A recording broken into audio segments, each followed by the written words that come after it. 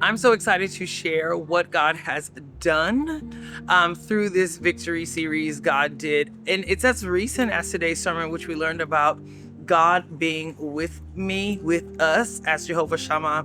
A few years back, I was going through a situation with really large fibroids. I decided to go through with a surgery, and what was supposed to be like a 2-hour surgery, a 2-day recovery became this dark experience of literally waking up to my face being slapped by a nurse asking me who I was, if I remembered where I was, and having been taken back into another surgery. But the doctor had felt led to turn around, come back to the hospital. So I hear his voice and he says, if we get this test report back and it says a certain thing, she's gonna need a hysterectomy. But interestingly enough, I'd gotten a call before I went into surgery, like a few days before, and someone said to me, the Lord says no hysterectomy.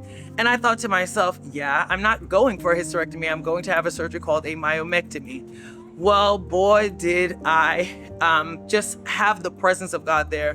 My husband was there, and y'all, he prayed. God was with me through this, man, just prayed and prayed. They'd called for a chaplain, but when the test came back, guess what?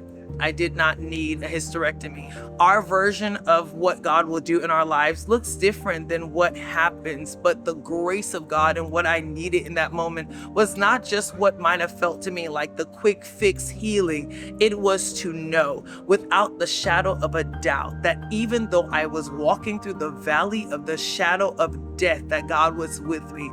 Sometimes the situation doesn't disappear, but there is a fourth man in the fire with you, literally in the fire with you. So I'm just so grateful because that surgery is a testimony. And there are many things that I'm still believing God for, but just knowing that God is faithful and kind and that I'm breathing and living, what more can he do? And what more can't he do? If he could keep me alive, he's got the rest. It's nothing impossible for God. So I'm just so grateful for his presence, even in the valley of the shadow of death.